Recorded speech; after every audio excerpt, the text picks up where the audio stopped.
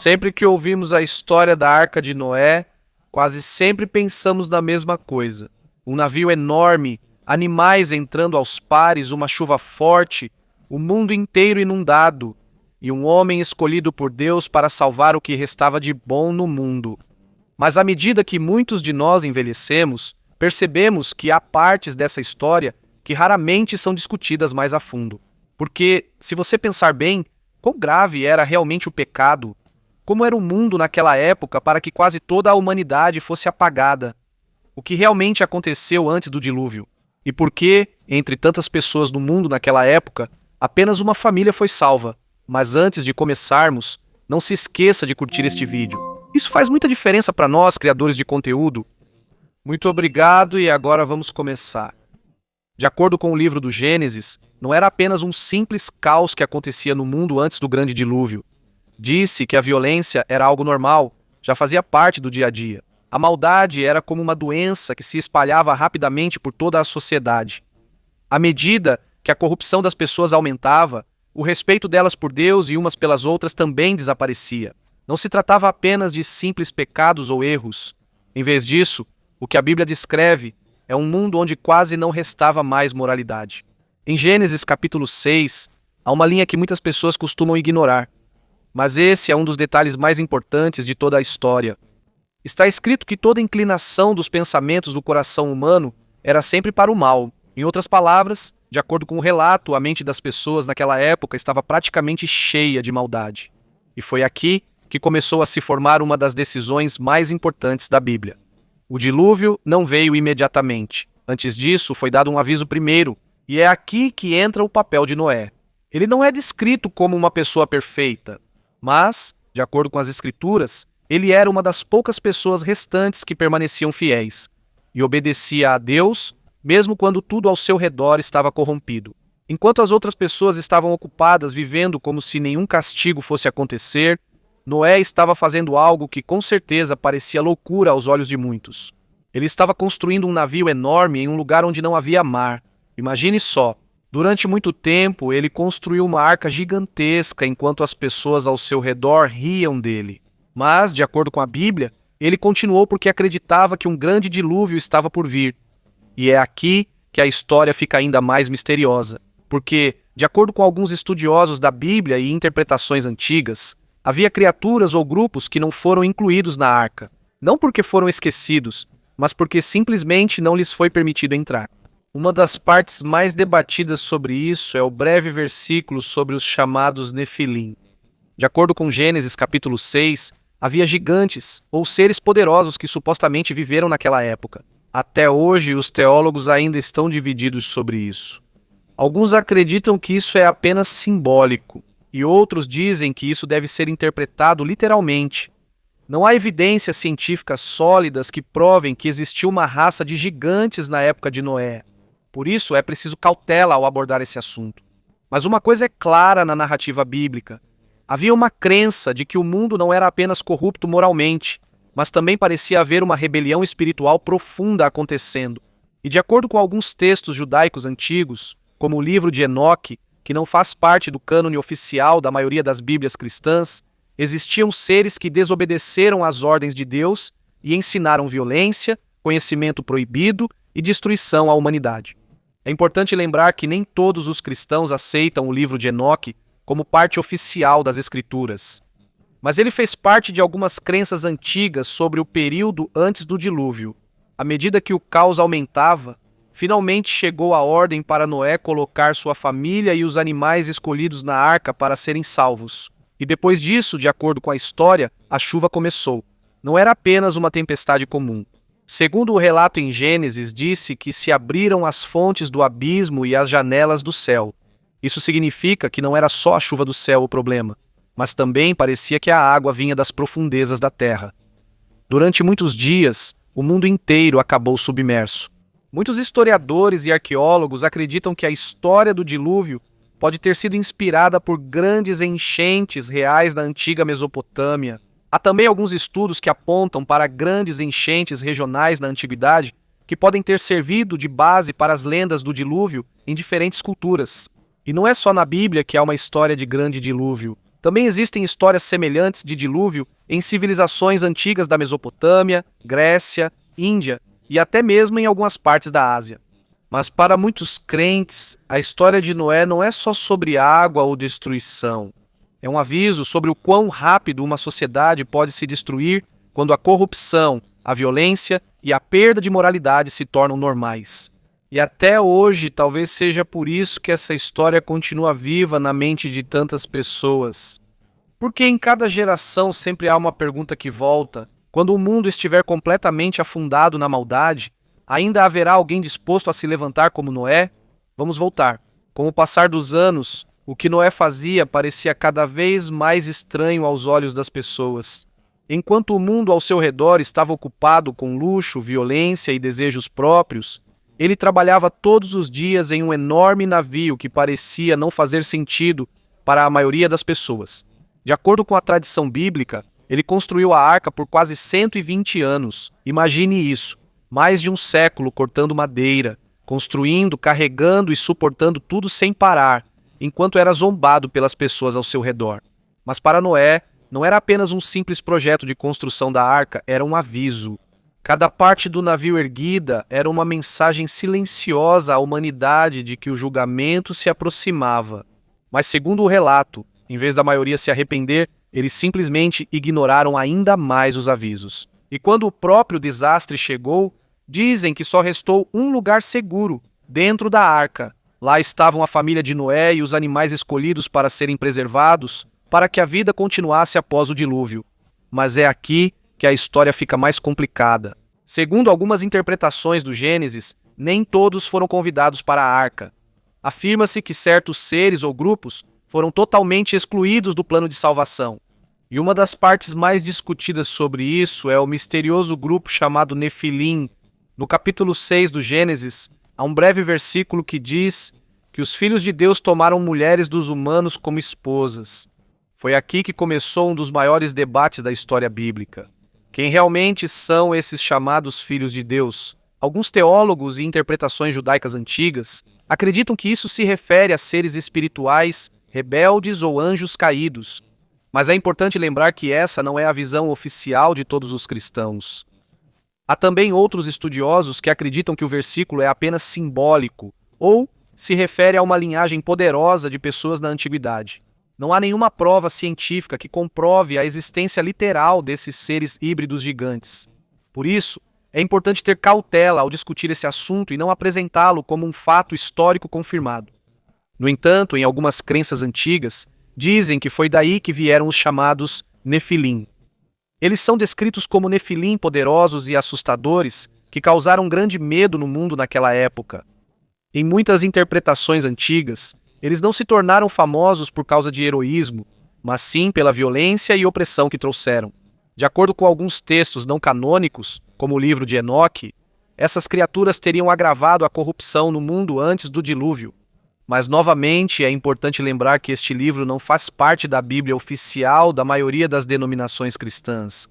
Em outra interpretação, os Nefilim podem ser apenas um símbolo das pessoas poderosas e brutais da antiguidade. Líderes ou guerreiros que governaram usando o medo e a violência. Seja qual for o significado exato disso, uma coisa é clara na narrativa bíblica. O mundo afundou na violência antes do dilúvio chegar. Em Gênesis capítulo 6, versículo 13, Deus disse a Noé que o mundo estava cheio de violência. Não era só uma desordem, mas um grau de corrupção que, segundo a história, já não parecia ter esperança de restauração. E foi aqui que começou a se formar a ideia do grande dilúvio como não apenas um castigo, mas uma forma de reiniciar o mundo para que a humanidade pudesse começar de novo. Mas, segundo alguns estudiosos, há uma razão ainda mais profunda para que essa história seja tão importante até hoje. Porque não se trata apenas de gigantes, anjos caídos ou do dilúvio. Se acontecer novamente um grande julgamento, quantos estarão realmente dispostos a ouvir antes que seja tarde demais? Ainda assim, de acordo com algumas interpretações antigas da Bíblia, existe uma razão ainda mais profunda para o mundo ter caído antes do grande dilúvio. Dizem que não foi apenas por causa da simples maldade humana que o problema aconteceu. Acreditava-se antigamente que havia seres espirituais que teriam interferido diretamente na humanidade. Em alguns antigos ensinamentos judaicos e interpretações de Gênesis capítulo 6, os chamados anjos caídos eram seres que antes tinham uma posição elevada no céu, mas se rebelaram contra as ordens de Deus. Segundo estudiosos, foi daí que surgiu a ideia de espíritos que violaram os limites da criação. Vale destacar que teólogos têm opiniões diferentes sobre isso. Existem grupos cristãos que interpretam isso literalmente, enquanto outros consideram como uma descrição simbólica da corrupção, orgulho e rebelião do homem contra Deus. No entanto, em muitas crenças antigas, os anjos caídos não eram apenas rebeldes silenciosos. Disse que foram eles que ensinaram aos humanos a violência, a guerra e vários tipos de maldade, o que afundou ainda mais o mundo no caos. Em algumas partes da literatura antiga, como o livro de Enoque, eles são descritos como seres que trouxeram conhecimento proibido para a humanidade. Mas, novamente, isso não faz parte do cânone oficial da maioria das Bíblias cristãs. Então não deve ser tratado como um fato histórico confirmado. No Novo Testamento, há alguns versículos que os estudiosos frequentemente associam a esse assunto. Na segunda epístola de Pedro e na epístola de Judas, há menção sobre anjos que pecaram e foram aprisionados até o dia do julgamento. Não foi realmente explicado em detalhes o que exatamente eles fizeram. Por isso, até hoje ainda há muitos debates sobre o verdadeiro significado disso. Mas para muitos crentes, a mensagem desses versículos é clara. Não importa o quão forte ou elevado seja uma criatura, ninguém é mais poderoso do que o Criador. E é aqui que a cena da arca se torna ainda mais significativa. Enquanto o caos no mundo piora, Noé continua construindo a embarcação que Deus lhe mandou construir. Segundo a história, Noé seguiu cada medida, cada cômodo e cada detalhe conforme a ordem de Deus. Depois de um longo período de preparação, finalmente chegou a última ordem. Noé entrou na arca junto com sua esposa, seus 3 filhos e as esposas deles. Também entraram os animais que seriam levados para esperar. A vida continuou depois do dilúvio. E de acordo com Gênesis capítulo 7, há um detalhe que muitos costumam não perceber. Não foi Noé quem fechou a porta da arca. Segundo as Escrituras, foi o próprio Deus quem a fechou. Esse é apenas um pequeno detalhe na Bíblia. Mas para muitos teólogos, isso tem um significado muito profundo. Quando a porta foi fechada, simbolizou o fim do tempo de aviso e da chance de mudança, iniciando a separação entre quem viveria e quem aguardaria. Os que desapareceriam completamente sob as águas do dilúvio. Por outro lado, estava a arca, símbolo de preservação, obediência e um novo começo. Do outro lado, ficaram a corrupção, a violência e um mundo que, segundo o relato, se afastou completamente do propósito de Deus para a humanidade. E talvez seja por isso que, até hoje, a história do grande dilúvio continua sendo uma das mais comentadas da Bíblia. Não apenas por causa da magnitude da enchente, mas por causa da pergunta difícil que traz a cada geração. Até quando o ser humano vai ouvir os avisos antes que a porta se feche de vez? Apesar disso, na parte mais dramática da história do grande dilúvio, há um pequeno detalhe no livro do Gênesis que muitas vezes não recebe atenção suficiente. Depois que Noé, sua família e os animais entraram na arca, está escrito uma frase simples. Foi o próprio Deus quem fechou a porta. Não foi Noé. E para muitos estudiosos da Bíblia, isso tem um significado muito profundo, porque isso mostra que não é o homem quem controla quando terminará o tempo da misericórdia e do aviso. Na história, o próprio Deus definiu até quando haveria chance para o arrependimento. Por mais de 100 anos, segundo a tradição, Noé continuou construindo a arca enquanto as pessoas continuavam ignorando sua mensagem. À medida que o navio crescia, mais pessoas zombavam dele. Mas chegou o dia em que não havia mais tempo extra. Quando a porta da arca se fechou, ali começou o ponto sem volta. E quando a chuva começou a cair, segundo o relato, ficou claro que o aviso que eles não acreditaram por tanto tempo finalmente se tornou realidade. Para muitos teólogos, a arca não era apenas uma simples embarcação para escapar do dilúvio. Ela também simbolizava a separação. Na arca estavam os que seriam salvos para reiniciar o mundo. Fora dela, havia corrupção, violência e condenação, e que se afastaram do propósito original de Deus para a criação. E é aqui que o assunto sobre os nefilins e anjos caídos volta à tona. Em algumas interpretações antigas, dizem que eles estariam entre os que não tiveram lugar na preservação da vida após o dilúvio. Mas é importante lembrar que muitos dos detalhes sobre isso vêm de interpretações e tradições extrabíblicas, não de uma descrição clara e direta da própria Bíblia.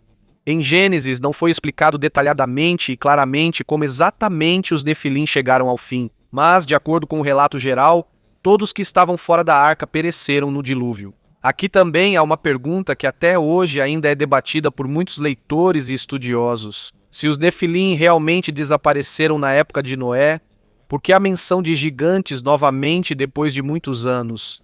No livro de Números, capítulo 13, quando Moisés enviou os 12 espiões para observar a terra prometida, eles voltaram trazendo um relatório assustador. Eles disseram que viram pessoas gigantes lá, descendentes de Anak, e eles disseram que se sentiam como gafanhotos de tão pequenos em comparação com eles. E foi aqui que a conversa ficou mais misteriosa, porque os espiões usaram a palavra Nefilim para descrever os gigantes que viram.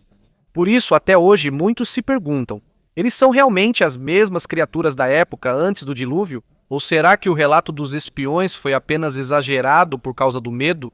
Muitos estudiosos modernos acreditam que talvez tenha sido usada uma linguagem figurativa ou exagerada em números. É possível que os grandes guerreiros tenham sido chamados de Nefilim apenas para mostrar o quanto eles eram temidos pelos espiões israelitas. Outros interpretam literalmente e acreditam que restou uma linhagem de gigantes após o dilúvio. Mas é importante dizer que não há evidências científicas ou provas históricas que comprovem isso literalmente. A existência de raças de gigantes sobrenaturais no mundo antigo. E talvez seja exatamente por isso que esse mistério continua vivo até hoje. Porque entre a história, o simbolismo e a interpretação espiritual, o debate sobre o que realmente significam os Nefilim na Bíblia continua em aberto. Mas seja qual for a interpretação de cada pessoa, a mensagem central da história é clara. Segundo a narrativa bíblica, nenhuma corrupção, violência ou rebelião pode continuar para sempre sem consequências. Até hoje ainda não existe uma resposta única sobre o mistério dos Nefilim após o grande dilúvio. Como é que o assunto sobre os gigantes voltou a surgir se, de acordo com a história do livro do Gênesis, apenas uma família sobreviveu ao dilúvio? Foi aqui que começaram as duas principais interpretações que têm sido debatidas por muitos teólogos e estudiosos da Bíblia por muito tempo. A primeira visão é literal. Alguns acreditam que pode ter restado algum vestígio da linhagem dos Nefilim após o dilúvio. De acordo com algumas interpretações especulativas, é possível que as esposas dos filhos de Noé tenham trazido consigo parte do que é chamado de linhagem proibida. Há outros que acreditam que depois do dilúvio, os anjos caídos teriam interferido novamente na humanidade. Por isso surgiram novamente seres gigantes nas gerações seguintes. Mas é importante dizer que a Bíblia não traz declaração clara sobre isso, sendo apenas interpretação de alguns grupos. A segunda visão, que é mais aceita por muitos estudiosos modernos, é simbólica. De acordo com essa interpretação, os espiões no livro de Números não viram literalmente os Nefilim. É possível que eles tenham apenas ficado assustados com o tamanho e a força dos guerreiros na terra de Canaã, por isso usaram uma linguagem exagerada para descrever a situação. Em outras palavras, pode ser que a palavra Nefilim tenha se tornado um símbolo de medo extremo e perigo, e não um retorno literal dos seres que existiram antes do dilúvio. E se formos pensar bem, isso é algo normal que acontece até nos tempos modernos. Quando as pessoas ficam com muito medo, geralmente a história também acaba sendo exagerada. Por isso, alguns estudiosos acreditam que o relato dos espiões pode ser uma mistura de observações reais e medo extremo. Mas independentemente do que uma pessoa acredite, há uma coisa inegável. O nome dos Nefilim continuou vivo mesmo depois do grande dilúvio. Eles se tornaram símbolo de uma época sombria na narrativa bíblica, um tempo de corrupção, violência, rebelião e perda de moralidade. Talvez esse seja o real motivo de serem sempre mencionados nos estudos sobre a Bíblia, não porque todos tenham certeza sobre a existência literal deles, mas porque eles se tornaram uma representação do que pode acontecer quando as pessoas se afastam completamente da verdade e da moralidade. Em muitas interpretações da história de Noé, o fato de os Nefilins e os anjos caídos não terem sido incluídos na arca não é apenas um simples detalhe do castigo. Isso é uma separação simbólica, uma separação entre as coisas que ainda podem ser corrigidas e aquelas que, segundo o relato, foram completamente consumidas pela corrupção.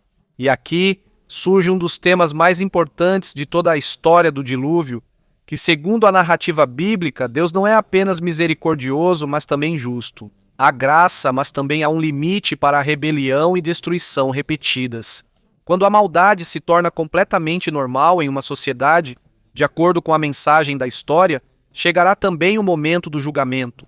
E talvez seja por isso que até hoje a história de Noé continua poderosa na mente de muitas pessoas, porque vai além da questão do dilúvio, de gigantes ou de criaturas misteriosas.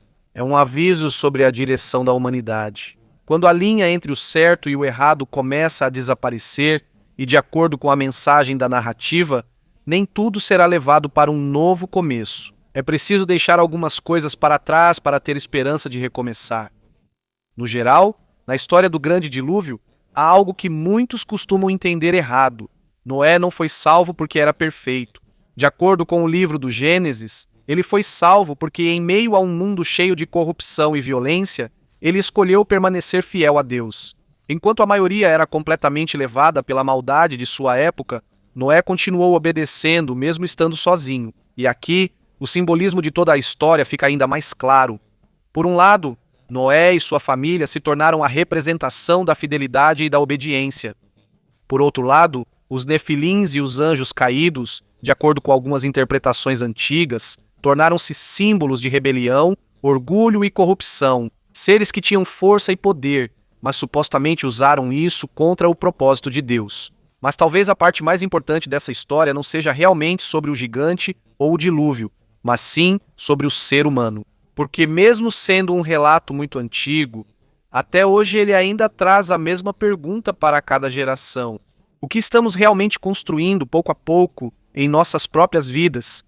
Existem coisas em nós que devem ser preservadas? Ou existem coisas que precisam ser cortadas antes que acabem nos destruindo? Para muitos crentes, a arca não é apenas um barco que flutuou no dilúvio. Ela é uma imagem de separação. Separação entre o certo e o errado, entre obediência e rebelião, entre aqueles dispostos a ouvir e aqueles que continuam recusando mesmo quando o aviso já está claro.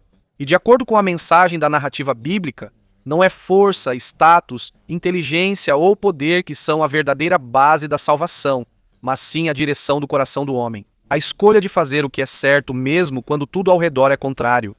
A escolha de permanecer fiel mesmo quando é mais fácil se juntar à corrupção do mundo. E talvez seja por isso que a história de Noé continua viva até hoje.